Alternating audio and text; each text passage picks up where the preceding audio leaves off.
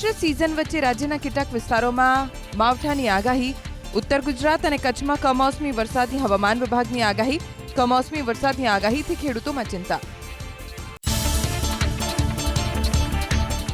રાજ્યમાં મોડી રાત્રે ઠંડીનો ચમકારો અને દિવસે ગરમીથી મિશ્ર ઋતુનો અનુભવ. 10 શહેરોમાં મહત્તમ તાપમાન 32 ને પાર થતા દિવસે ગરમીનો વધારો. અમદાવાદમાં 33.6 ડિગ્રી પર પહોંચ્યું મહત્તમ તાપમાન. હિમાચલ પ્રદેશના ઊંચાઈવાળા વિસ્તારોમાં ભારે હિમવર્ષા. નારકંડા મનાલીમાં સ્નોફોલથી ચારે તરફ છવાઈ બરફની સફેદ ચાદર. પર્યટકો ઉઠાવી રહ્યા છે હિમવર્ષાનો આનંદ. ઉત્તરાખંડના ઉત્તરકાશી જિલ્લામાં બદલાયો મોસમનો મિજાજ. ગંગોત્રી ધામથી વરસી ભારે હિમવર્ષા. ગંગોત્રી ધામ પરિસરમાં જામ્યા બરફના થર. મંદિરની આસપાસ જોવા મળ્યો સુંદર નજારો. ઉત્તરાખંડના ચમોલી જિલ્લામાં બરફવર્ષાથી બદલાયું વાતાવરણ. ઓલીમાં ફેબ્રુઆરી મહિનામાં વરસી ખૂબ જ હિમવર્ષા. બરફવર્ષા બાદ ઉમટી રહ્યા છે પ્રવાસીઓ. જમ્મુ કાશ્મીરમાં ભારે હિમવર્ષાથી ચારે તરફ છવાઈ બરફની ચાદર. ગુલમર્ગમાં ભારે હિમવર્ષાથી જ્યાં જુઓ ત્યાં જામ્યા બરફના થર. મોટી સંખ્યામાં પ્રવાસીઓએ માણ્યો હિમવર્ષાનો આનંદ. લદ્દાખમાં બદલાયો મોસમનો મિજાજ. ભારે હિમવર્ષાથી પહાડોએ ઓઢી બરફની સફેદ ચાદર. હિમવર્ષાનો આનંદ ઉઠાવી રહ્યા છે પ્રવાસીઓ.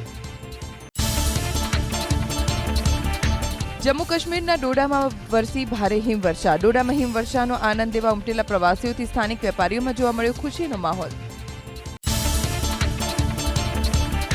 જમ્મુ કાશ્મીરથી લઈ ઉત્તરાખંડ સુધી ભારે હિમવર્ષાથી જનજીવન ઠપ. પૂંછમાં ભારે હિમવર્ષા તો શ્રીનગર એરપોર્ટ પરથી જ બધી જ ફ્લાઇટ કરાઈ રદ. જમ્મુ કાશ્મીરમાં વરસી રહેલ ભારે હિમવર્ષાથી એલઓસી પર એલર્ટ. સરહદ પારથી ઘૂસણખોરીની આશંકાને લઈને બીએસએફે વધારી ચોકસાઈ. ખરાબ હવામાનનો ફાયદો ઉઠાવી ઘૂસણખોરી કરવાની ફિરાકમાં રહેતા હોય છે આતંકીઓ. જૂનાગઢમાં ભડકાઉ ભાષણ કરવા બદલ મુફ્તી અઝહરીની ગુજરાત એટીએસે મુંબઈથી કરી ધરપકડ. મહારાષ્ટ્ર એટીએસ અને સ્થાનિક પોલીસની મદદથી મુફ્તી સલમાન અઝહરીની અટકાયત કરી ગુજરાત રવાના. મૌલાના મુફ્તી સલમાન અઝહરીની અટકાયત દરમિયાન સમર્થકોએ કર્યો ભારે હંગામો. ધરપકડના વિરોધમાં ઘાટકોપર પોલીસ સ્ટેશન પર ઉમટી ભીડ. અઝહરીને મુક્ત કરવા સમર્થકોની માંગ. જૂનાગઢમાં હેટ સ્પીચ મામલે અટકાયત કરાયેલા મૌલાના મુફ્તી સલમાન અઝહરીના બદલાયા તેવર. સમર્થકોને કહ્યું પ્રદર્શન કરવાને બદલે રાખે સંયમ, હું અપરાધી નથી.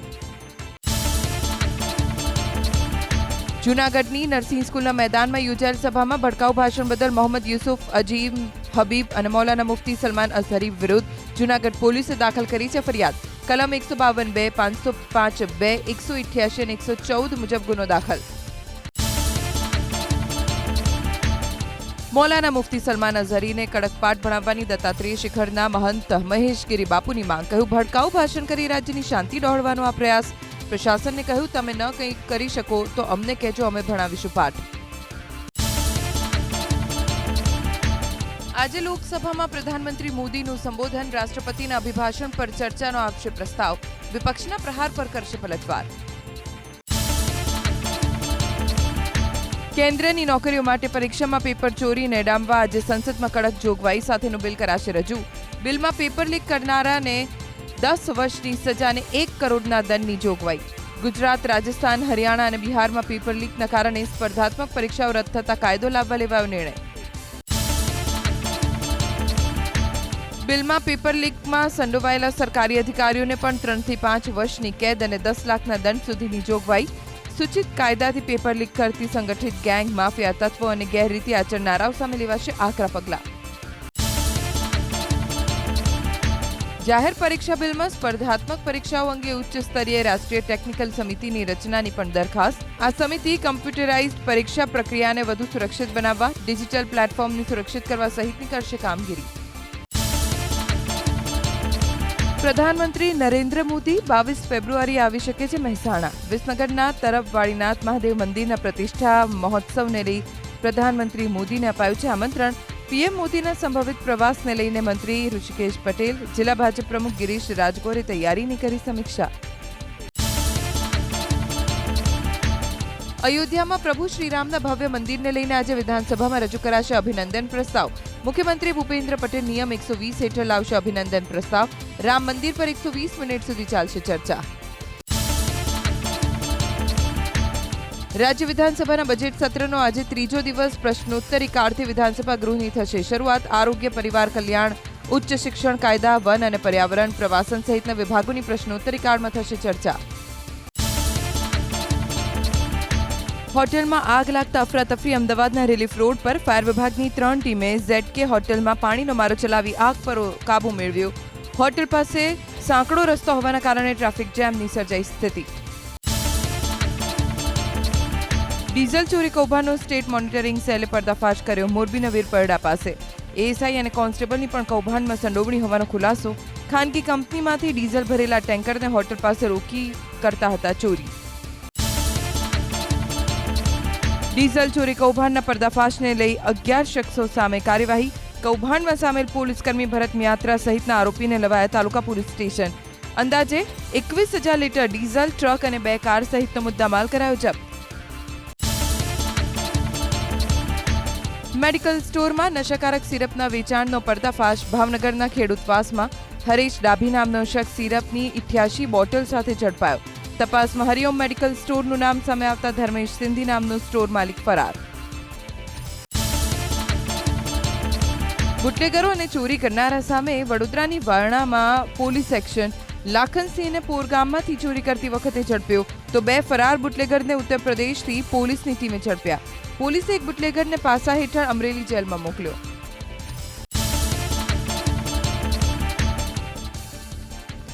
એસટી બસ અને ઇકો કાર વચ્ચે અકસ્માત સર્જાયો. ભાવનગર શહેરમાં મિલિટરી સોસાયટી પાસે અકસ્માતની ઘટનામાં 3 થી 4 વ્યક્તિને ઈજા થતા ખસેડ્યા હોસ્પિટલ.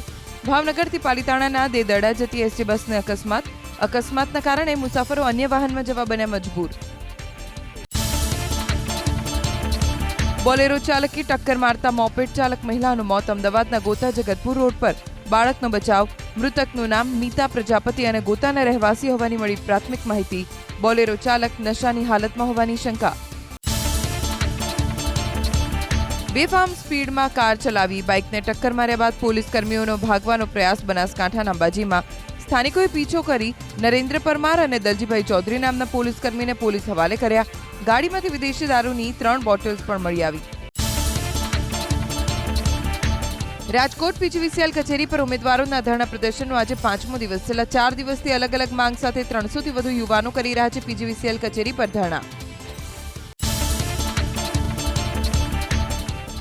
રીંછના આટાફેરાથી ભયનો માહોલ. પંચમહાલના ઘોઘંબામાં બોરિયા ગામમાં રીંછની લટાર કેમેરામાં કેદ. વન વિભાગે સ્થાનિકોને સાવચેત રહેવા કરી અપીલ. પાંજરા ગોઠવી ઝડપથી રીંછને પકડવા કરી માંગ. રખડતા પશુના ત્રાસથી સ્થાનિકો ત્રાહિમામ. મહીસાગરના લુણાવાડામાં હાલોલ શામળાજી હાઈવે પર 2 સાંડ બાખડતા થોડીવાર માટે અફરાતફરીનો માહોલ સર્જાયો. રખડતા ઢોરને લઈ યોગ્ય કામગીરી કરવા સ્થાનિકોની માંગ. ભાવનગરના દરિયા કિનારા પર ડોલ્ફિન માછલીની કરવામાં આવી વસ્તી ગણતરી. 1 થી 4 ફેબ્રુઆરી સુધી ઘોઘા, સતાનપર સહિતના દરિયા કિનારા પર વન વિભાગે ડોલ્ફિનની હાથ ધરી વસ્તી ગણતરી.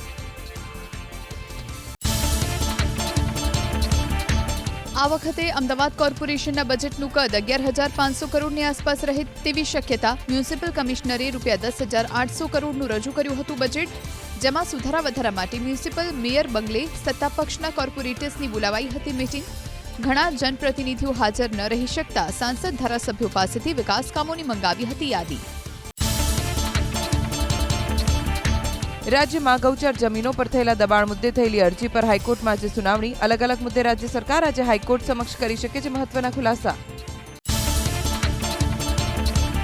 રાજકોટ અમદાવાદ 6 લેન રોડ તૈયાર થતા હજુ લાગશે 1.5 થી 2 મહિનાનો સમય. 5 એજન્સીની સમય મર્યાદામાં કરાયો વધારો. માર્ચ સુધીમાં હાઈવે તૈયાર થઈ જવાની વિધાનસભામાં સરકારની ખાતરી.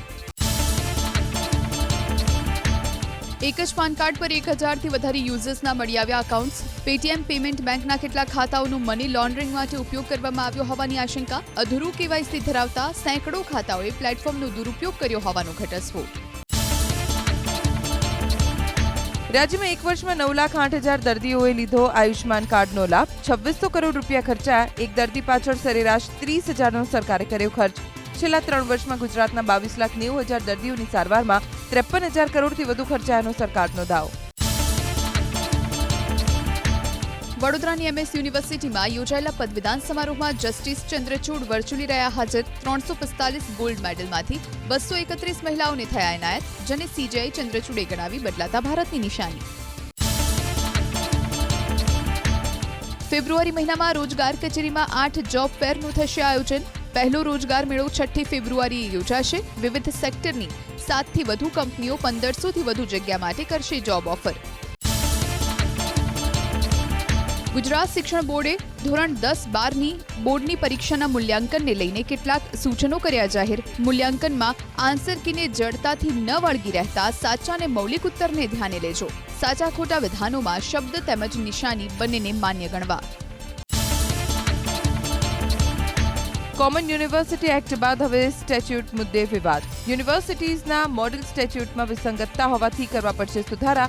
ગુજરાત યુનિવર્સિટીએ સુધારા માટે કરી કમિટીની રચના. ડીનની 5 વર્ષની ટર્મ, આસિસ્ટન્ટ પ્રોફેસરની કેટેગરી મુદ્દે પણ વિવાદ. UPSC GPSCની જેમ રેલવે ભરતી બોર્ડે પહેલીવાર જાહેર કર્યો ભરતી પરીક્ષાનો કાર્યક્રમ.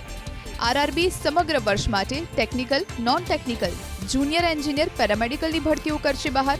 આ મહિને ભરતીનું નોટિફિકેશન કરાશે પ્રકાશિત. અમદાવાદમાં પતંગ પ્રેરિત ડિઝાઇનથી બનાવેલા અટલ બ્રિજની 40 લાખથી વધુ લોકોએ લીધી મુલાકાત. મુલાકાતીઓ થકી સાબરમતી રિવરફ્રન્ટની ₹13,44,00,000ની આવક. એપ્રિલ 2023માં બ્રિજના કાચ પર તિરાડ પડતા અટલ બ્રિજના 8 લોકેશન પર લગાવાઈ સ્ટીલની ગ્રીલ. રાજ્યમાં કોવિડના નવા વેરિયન્ટ JN1ના કેસીસ 80ને પાર થયા. 24 કલાકમાં નવા 11 દર્દી નોંધાયા. હાલ એક્ટિવ કેસની સંખ્યા છે 61. દેશમાં નવા વેરિયન્ટના સૌથી વધુ કેસ ગુજરાતમાં 7મા ક્રમે. બીજી તરફ સ્વાઇન ફ્લૂ, ન્યુમોનિયા, વાયરલ ઇન્ફેક્શનના કેસીસનું પ્રમાણ પણ વધ્યું. રિમાન્ડ મળ્યાના કલાકોમાં તરલ ભટ્ટની જૂનાગઢમાં તપાસ પૂર્ણ. ATS કચેરીએ લાવી પેનડ્રાઈવ, લેપટોપ અને મોબાઈલનું રહસ્ય. તરલ ભટ્ટ સહકાર ન આપતા હોવાનો દાવો કરનાર ATS હવે કોનો તોડ થયો તે જાણવા બેંક ખાતાધારકો અને સાક્ષીઓના સહારે.